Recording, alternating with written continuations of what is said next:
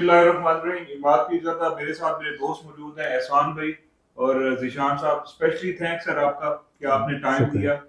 Viewers, last year में अल्हम्दुलिल्लाह जब से हमने रियल एस्टेट का काम शुरू किया, सोशल मीडिया हमारा एक बेहतरीन टूल रहा है जिस पे आप तक डायरेक्ट हमारे व्यूज, हमारी अपडेट्स मिलती रही आपको।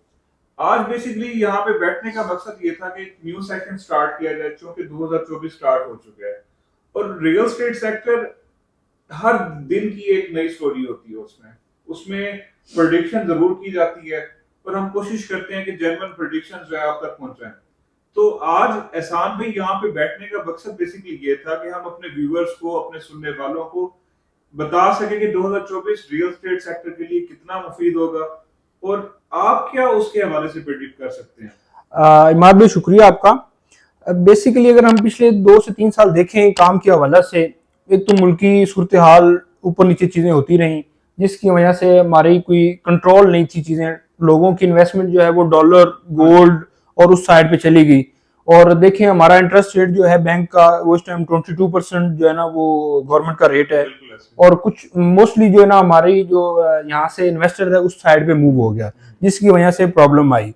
अब जो रियल एस्टेट का मतलब जो रियल लोग थे, जो जेन्युइन बायर थे, जिन्होंने अगले 2 साल 5 साल के लिए इन्वेस्टमेंट करी, जो रेगुलर काम करते हैं रियल एस्टेट का, वो बाइंग करते रहे। जैसा कि मतलब हमारे फेज 6 में जो प्रॉपर्टी पोजेशन में थी, फेज 8 में, फेज 7 में यहाँ पे कोई फर्क नहीं पड़ा। और यहाँ पे देख लें कि एक कनाल का प्लॉट आज से 1 साल पहले क्या था फेज 6 में और अभी क्या मतलब उसमें रेट आ गया। ऑलमोस्ट कोई 5 से 6 मिलियन का फर्क जरूर है आज से 1 साल पहले वाली प्राइस की निस्बत देखें। मतलब कि रियल एस्टेट का जो सेक्टर है वो नीचे नहीं आया। फर्क पड़ा है जो नॉन पोजेशन एरिया था, जो फाइल की मद में जो इन्वेस्टर अपना पैसा ब्लैक मनी उसमें लेके आता था। फेज 7 की बात करते हैं, फेज 7 में फाइल की प्राइस 54 55 पे गई थी, अभी वो स्टिल 36 37 पे आई हुई है। जी, तो आप ये कहना चाह रहे हैं कि रियल एस्टेट सेक्टर में जो पोजेशन एरिया था, स्पेशली फेज 6 7 8 जो था, जी, उसमें ग्रेजुअली प्राइस बढ़ी है, कम नहीं हुई। ऐसे ही है। और जिशान भाई आपकी भी माशाल्लाह एक्सपर्टीज फेज नॉन प्रिज्म को लेके बहुत अच्छी है। देखिए हमारे पास overall possession non possession area का बायर जरूर होता है, एंड यूजर भी होता है। तो फेज नॉन प्रिज्म आखिर उसमें क्यों जाना चाहिए? लाइक फेज 6 इतना हॉट नहीं है, आप क्या इसके बारे में कहते हैं? देखें, कोई भी अगर फेज की हम बात करते हैं इमाद भाई, तो सबसे पहले उसकी फेज की लोकेशन देखी जाती है, उसके बाद उसके अंदर जो सेक्टर्स हैं उसकी लोकेशन देखी जाती है, फिर हम प्लॉट पे जाते हैं। ठीक है। तो अब देखें फेज 6 की और फेज 7 की जो प्राइस गैप है वो उसकी वजह यही थी कि फेज 6 की लोकेशन जो है वो बेहतर है फेज 7 से। उसकी अपनी एक एंट्रेंस है, रिंग रोड से अप्रोच है, उसको एयरपोर्ट के ज्यादा नजदीक है, बाकी जो पुराने फेजेस हैं 1 2 3 4 5 के साथ कनेक्ट है वो। तो इसकी वजह से उसमें हाइप है, उसकी वजह से उसमें ज्यादा कीमतें हैं। फेज 7 इसीलिए से अंडर वैल्यू रहा है कि उसकी कोई अपनी एंट्रेंस ही नहीं है। देखिए बरकी रोड से उसकी कोई मेन प्रॉपर एंट्रेंस नहीं है, या बेदिया रोड की तरफ जाते नहीं है। हमने फेज 6 को क्रॉस करके फेज 7 में एंटर होना होता है, उसके साथ रिंग रोड कनेक्ट नहीं है, इसलिए वो हमेशा अंडर वैल्यू रहा है। लेकिन अब जैसे जैसे उसमें घर बन गए हैं, आबादी आ गई है, वहाँ पर एम्यूनिटीज भी अच्छे ने दी है, जैसे कि मैकडोनल्ड बन गया है वहाँ पे, पार्क बाय ब्लॉकस बड़ा सेक्टर पार्क, पेट्रोल पंप, कारफोर। तो अब देखिए वो अंडर वैल्यू नहीं रहा, अब वो अपनी मतलब एक्चुअल प्राइस पे जो रियलिस्टिक वहाँ पे वैल्यू थी उस पर आ रहा है। तकरीबन 3 करोड़ 80 लाख का भी है वहाँ पे प्लॉट है। और फेज 6 से कंपेयर करें तो फेज 6 में अब देखिए 6 से 7 करोड़ की प्राइस हो गई है। जो जेन्युइन कस्टमर है जिसने घर बनाना है इस टाइम, वो फेज 7 में जाए, उसके लिए बेहतरीन ऑप्शन है फेज 7। तमाम एमिनिटीज जो डीच फेज 6 और 5 को मिल रही हैं वही एमिनिटीज आप फेज 7 में मिल। निशान भी मैं तो एक बात ऐड करता हूँ कि कुछ लोगों की रिक्वायरमेंट होती है कि भाई हमें 1 साल बाद घर चाहिए। बिल्कुल ऐसा। अब फेज 9 प्रिज्म में ऑलमोस्ट 5 साल तो कहीं नहीं गए, कोई 10-15% आबादी होने में। बिल्कुल ऐसा। मतलब वहां पे कमर्शियल एक्टिविटी होगी कुछ तो फिर ही लोग जाएंगे ना। तो एक बंदा की रिक्वायरमेंट ही 1 साल बाद है, तो उसका बजट भी फेज 6 का नहीं है। मतलब वो 6 करोड़ का प्लॉट नहीं बाय कर सकता, तो उसके लिए 4 करोड़ 3.5 की एवरेज में वो फेज 7 में चला जाता है। अब जो फेज 7 या 6 में फर्क कोई नहीं रह गया, मतलब ऑलमोस्ट 7 लोकेशन है।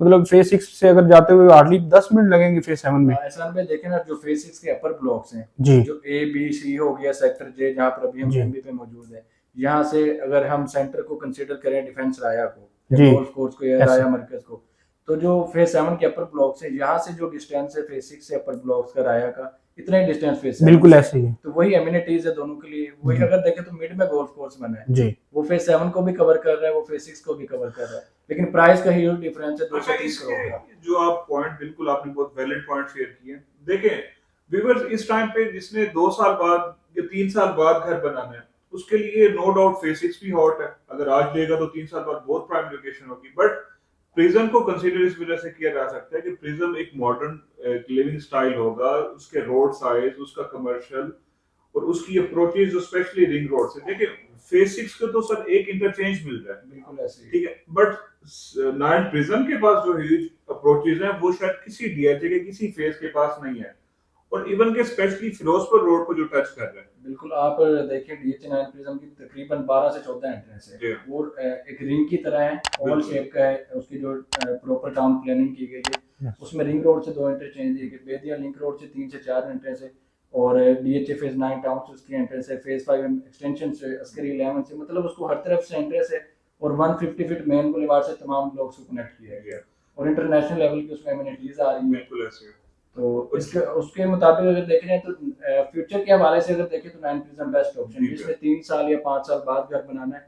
अगर हम प्रेजेंट की बात करें तो उसके लिए फेज 7 या फेज 6 से बेहतर कोई ऑप्शन नहीं है। सर देखें ना, फेज 6 ने इस टाइम फेज 5 को बीट कर लिया। बिल्कुल ऐसे। फेज 5 आज से 15 साल पुरानी एक सोसाइटी थी जी। जहाँ पे हम आज से 2 साल पहले जो प्रिडिक्ट करते थे लोग फेज 6 में बहुत मुश्किल मूव करते थे, लाइक वो कहते थे कि नहीं हमने 5 तक रहना है, बट आज लोग 5 को स्किप करके फेज 6 में आते हैं। बिल्कुल ऐसे ही है। अच्छा, जिसका बजट 6 को टच नहीं करता या 6 में उनका उनके लिए 7 एक अच्छी अपॉर्चुनिटी है। बिल्कुल ऐसे ही है। अच्छा व्यूअर्स, इसमें सबसे अहम चीज ये है कि अगर आपने 2 या 3 साल बाद घर बनाना है तो एक फार्मूला जो है रियल एस्टेट में हम अपने अक्सर क्लाइंट्स को देते हैं कि आप 9 प्रिज्म में 2 प्लॉट बाय कर सकते हैं। 3 साल बाद अगर आपने घर बनाना है तो एक प्लॉट सेल करके आप रिकंस्ट्रक्शन कर सकते हैं, लाइक कि आप अपनी इन्वेस्टमेंट को कहीं अच्छी जगह पे इन्वेस्ट करें।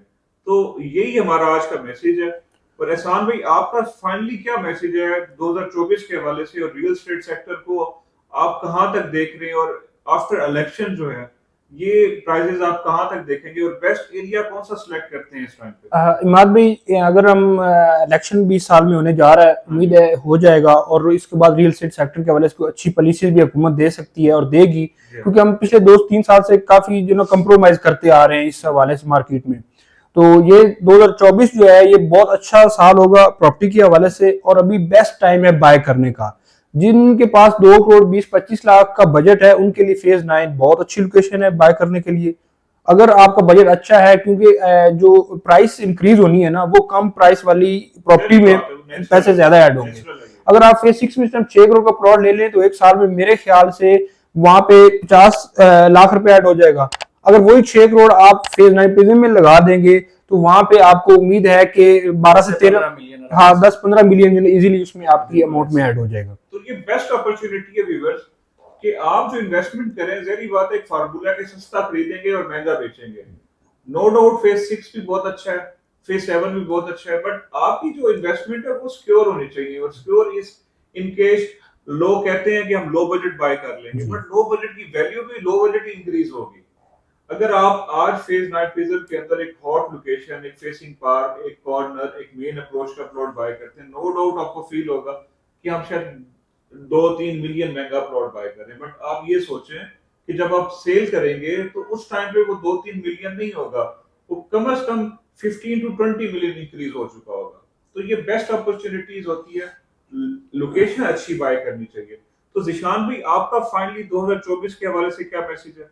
मेरे माद भाई यही मैसेज है, 2022 जनवरी के बाद से कंटिन्यूसली मार्केट जो नॉन पोजेशन एरियाज हैं उनकी तो काफ़ी डाउन हुई है। तकरीबन 9 प्रिज्म की बात करें, फेज 8 जेड ब्लॉक की बात करें, जितने भी बाकी नॉन पोजेशन फाइल्स थी उनमें तकरीबन हम बात करें फाइल्स को 2 से 3 से 4 मिलियन लेके, और जिस 9 प्रिज्म के प्लॉट थे वहाँ पर 4 से 5-6 मिलियन तक भी करेक्शन आई है। तो 325 वाला प्लॉट इस टाइम 250 का रह गया। ठीक है, तो जो करेक्शन होनी थी नॉन पोजेशन में वो भी हो गई है। जो पोजेशन एरियाज थे उनमें भी कीमतें इस तरह से नहीं बढ़ी जिस तरह से बढ़नी चाहिए थी। डाउन तो नहीं हुई, लेकिन एक बंदे ने अगर 6 करोड़ या 5 करोड़ का प्लॉट लिया है और उसने 1 या 2 साल में 4 से 5 मिलियन इंक्रीज किया, तो मेरा नहीं ख्याल कि कोई अच्छी इन्वेस्टमेंट कंसीडर होती है। वो सेफ तो जरूर है, लेकिन उसने कोई बहुत ज्यादा कोई अच्छा फ्रूटफुल गेन नहीं लिया।